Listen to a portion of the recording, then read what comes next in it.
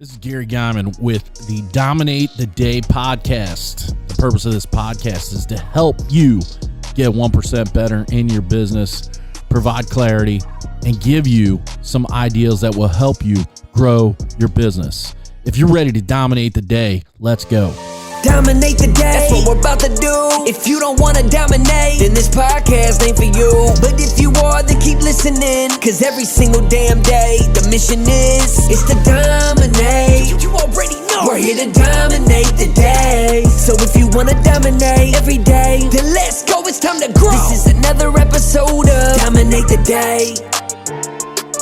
What's going on, Dominate Nation? It's Gary Geiman with the Dominate the Day podcast. And as I've been doing the past couple of weeks, we break up the monotony of you just hearing me every single day by me inviting some of my friends to visit our podcast and share a little bit about their story and how they are dominating. And today I have an individual with me whose story is similar to lots of other people's, including mine.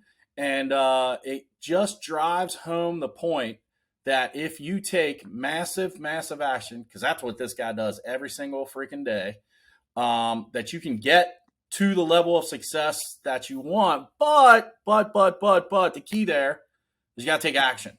And he'll probably tell you that in his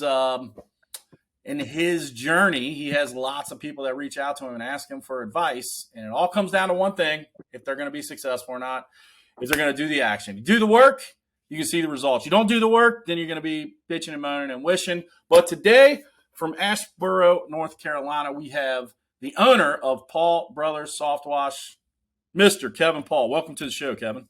Yes, sir. Thanks for having me. So we've known each other, since spring of 2020?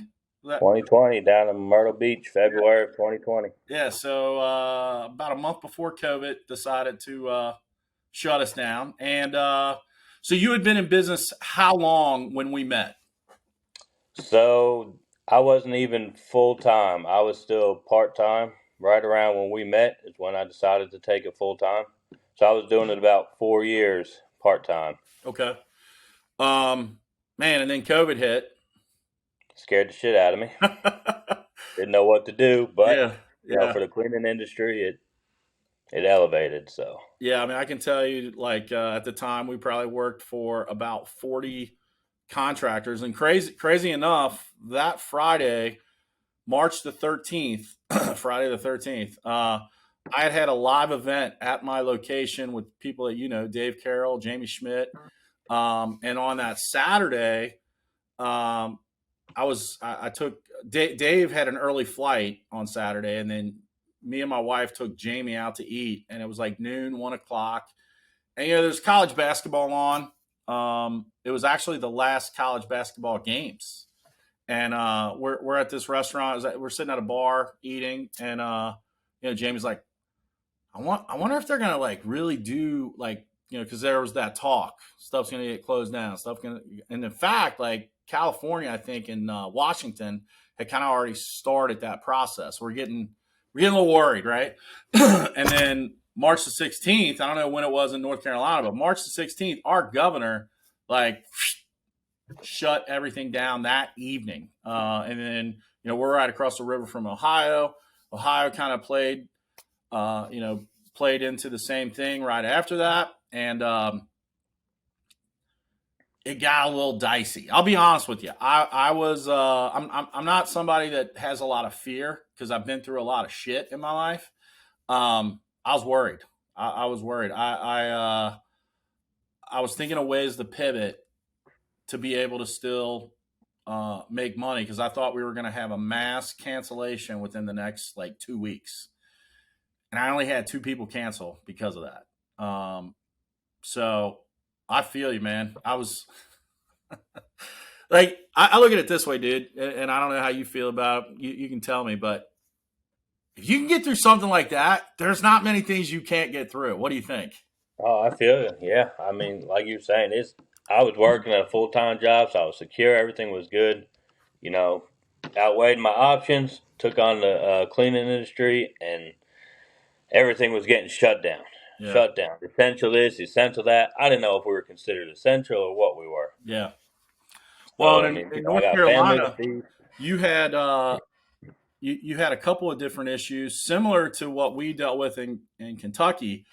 You had a governor who was very strict related to the policies and the principles, right? And then, Still do, unfortunately. yeah, but then you had cities that kind of were like, we're going to do, like, some cities like took his guidelines and were worse. I got a friend of mine that owns a CBD shop in outside of Asheville, North Carolina, in Black Mountain, and it's Buncombe County.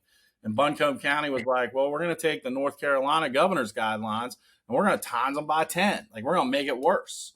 Then you had other locations in North Carolina was like, well, we're going to loosely follow the guidelines. So you had that, I'm sure, to deal with as well, right? And that's us. We're the loosely followed. Yeah, So we're yeah.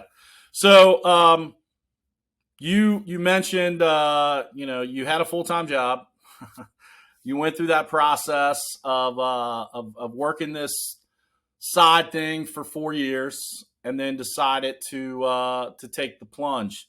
So tell us a little bit about before you started the company 4 years prior, like what you were doing, and then take us up to that conversation that you got to have with your wife Shauna, who I've gotten to meet, and I'm sure no offense to any spouse, like you go tell your spouse, hey, I'm going to leave this job.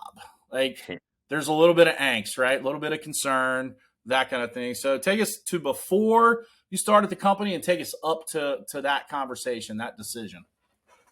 Yeah. So before I started the company, I had went to schooling for some machining, CNC machining. So that was something I always did, was operate machinery.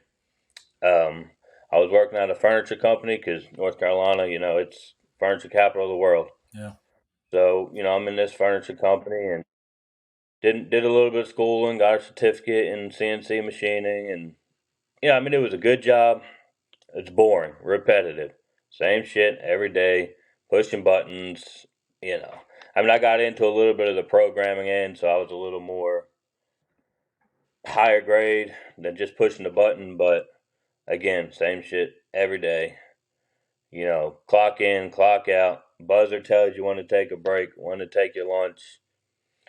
Man, it wasn't for me. I was making good money. I had my, all my benefits, all that good stuff that came along with it, paid vacation, paid holidays. But what happened is we had decided to buy our house in 2013 or 2014. And at that time I said, man, I gotta get some more income coming in. I got a house, I wanted a swimming pool, I wanted it. So I knew I had to work my ass off to get it. So we started the pressure washing on the side and just kept hustling with that while working a full-time job. So you can imagine the hours I put in, because this furniture company, we were working 10 hours a day. And then after that, spring and summertime, I'm out there trying to wash some houses. Yeah. So you buy that house, right? And I get it, Yep. dude. Like, you buy a house, like, that's just part of it. Right, yeah. Now you want to get all the other things that go along with it, right? Yep. All those other good things that go along with buying a house. And I don't know how it is at your house, but we were always painting or redoing something, because that's what you do, and all that stuff takes money. So you start this business, pressure washing. You're doing it for 4 years. I'm assuming making some decent money, right? Yeah, decent money, but at that time, it was just money in my pocket. It's not like I was building. I didn't think I was going to build it up to be what it is. It was just at that point side money. Right. So when did you first start thinking, okay, this could replace my current job? I'm sure, as you started doing this and you started seeing success, the monotony of the job that you were at, along with limited passion, limited purpose for it, building someone else's dream, not yours, all that stuff starts playing in. Like, when did you start having those thoughts? Okay, this could potentially replace what I'm doing now. So I had a company call me that what they do is they go around, and if you notice, like the gas stations, you got BPs, Exxons. So what they're doing is when they sell out, they're changing all that over. So they're changing from a BP to an Exxon or something Yeah, similar. yeah. So they reached out to me, said they found me on Google. Now, mind you, I didn't even have a damn Google page at this time. So I'm like, okay, how'd you find me? I Mhm. wasn't with Dominate or any of that. And they asked me if I would like to go through and wash all the canopies that they remodel.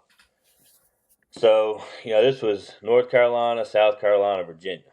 So again, I'm getting off work 5 o'clock, traveling to Virginia, South Carolina, whatever we're doing to wash these things.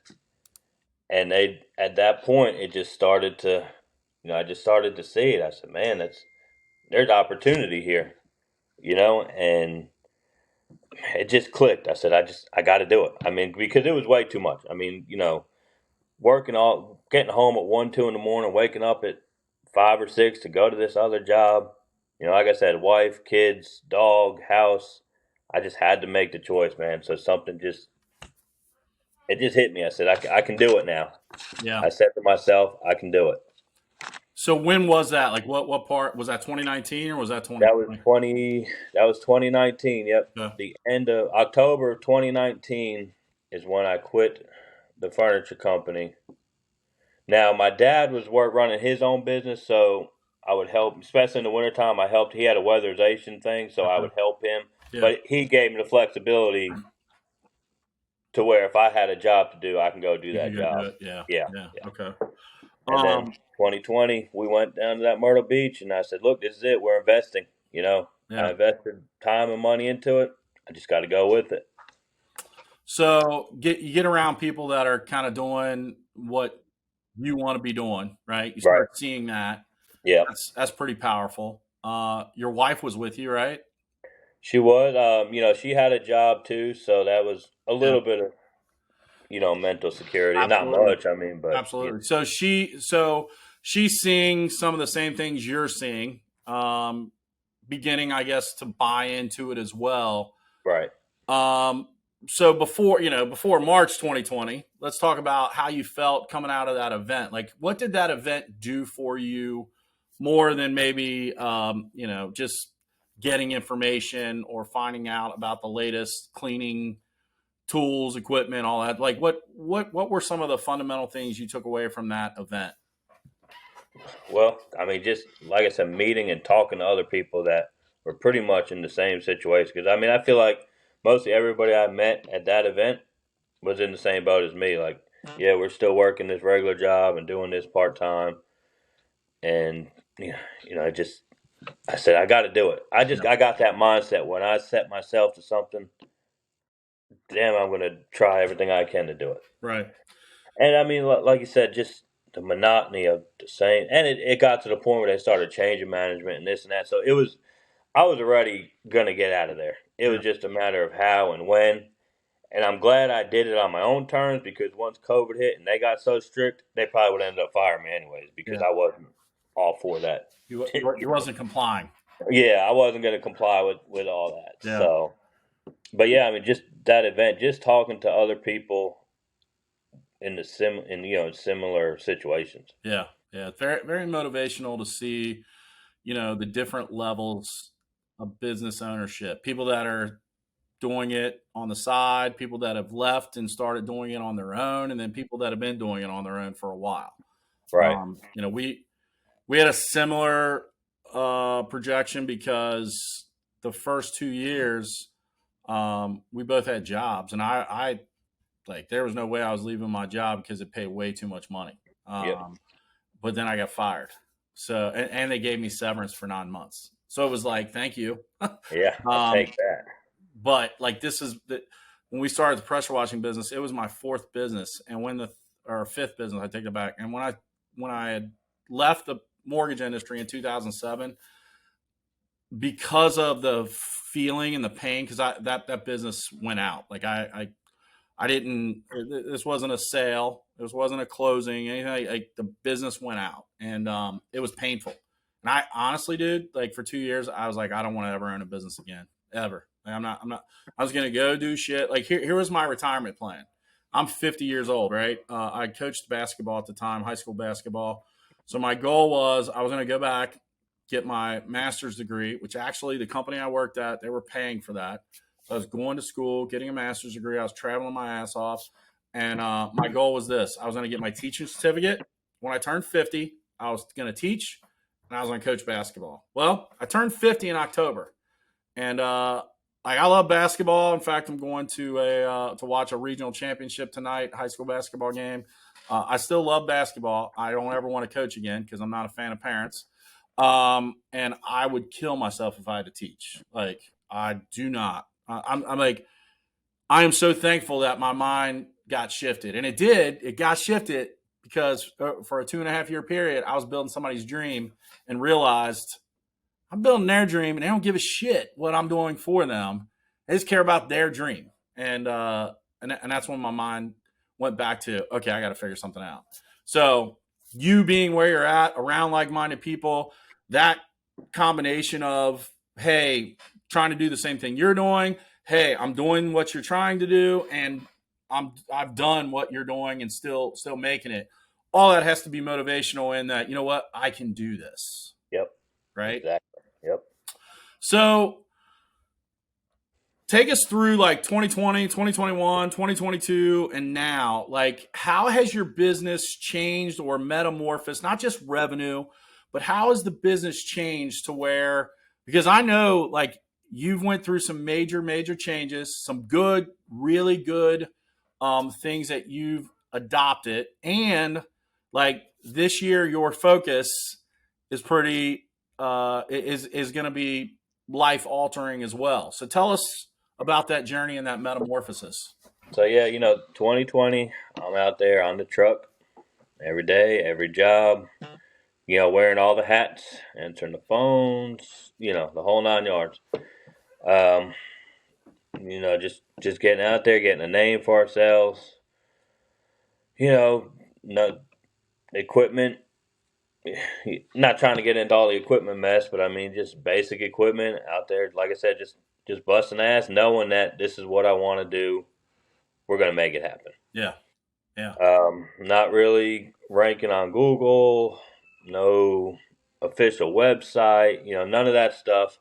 Started putting out flyers, getting more work, got into the yard sign deal, got in with a certain company that, handles all my SEO and you can stuff. say it's Dominate We were Partners. dominate. So I remember our conversation. You were like, I'm going all in. Like that was a just that was it. conversation. Yep. Like I'm going all in. And I remember you said, give me 3 months.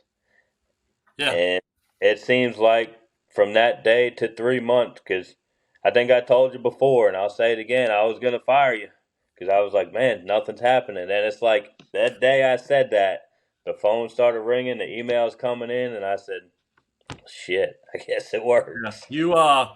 You actually, we had some email exchanges in the first 90 days. You had some concerns for sure. I did. And anybody listening, like 90 days is quick. It really is. Right. I made a post about this not too long ago. I saw a couple guys that had used us like 60, 90, 120 days. And they're with their current company for like 18 months in ranking. And they're like, well, this guy, like, he really did something. And there's all these guys in the groups that talk about it, but they didn't do anything. It's like, well, 18 months versus 60, 90, 120 days. It's not even a competition. Nope. Timing is a big thing, number one. And so you stuck with it, and it's an investment in your business. You just have to make sure you're investing with the right company and know what they're doing. And my mindset, and Kevin, you'll agree because I talk about this all the time. Like my goal is to make the contractor's profile be as good as it can be, so that if they do fire us or we leave, they have that. They have all of that, and it's not like, well, you were borrowing our stuff, and that's kind of that's part of the reason why it takes longer. Some of these companies, like, you quote unquote borrow their stuff, and if you leave them, you lose all of that, right? And as any contractor in any service industry, like, you want to make sure everything that you have, you own, whether it be an ad account, a website, social media profiles, like all of those things should be yours. And that's what takes long. That's what takes longer is to build your own. But like there was definitely some trepidation. 60 days in, I can remember there was one email exchange, and I don't remember if it was 60 days or if it was like closer to 90 days, but I could tell you were worried. And like usually my conversation goes like this, like it's only been 60 days, it's only been 90 days. Like you got to let it happen. And then, you know, part of that too is I had a partner at the time, and you know, I was a little more dedicated. So, you know, it was both of us at the same time. So, I mean, if you understand what I'm saying, like it wasn't all me. Oh, no. I totally get it. But the point is, you started making some changes, or you started doing some things that were different than what you had normally done. Okay, so marketing starts taking off, and in fact, you've upgraded services twice now. And so we're totally at a different level. But 2021, was that your first year without a partner? 2021? Yeah. We only made it a year, and 2021. So then 2021, even worse. Now you got 100% of every responsibility. Everything. Everything. So what did you do? And what it is, I mean, you know, you got to learn as you take this full time. You know, when you're going from this part time where it's just extra cash to now full time. I mean, your revenue's up, but I mean, I guess your overall, you know, your personal number just drops because you're taking everything and investing it right back into the business. So at that point, you know, 2020, 2021, I'm really starting to build this business. Yeah. You know, so the money we're making, it's not coming to me. It's going all right back in. Yeah, it's reinvested. And that's where the partner had struggles, you know? Yeah. And that's where I knew, well, this is the only way it's going to work. Yeah. You have to reinvest it. Yeah. Dominate the day, that's what we're about to do. If you don't wanna dominate, then this podcast ain't for you. But if you are, then keep listening, cause every single damn day, the mission is to dominate. You already know we're here to dominate the day. So if you wanna dominate every day, then let's go, it's time to grow. This is another episode of Dominate the Day.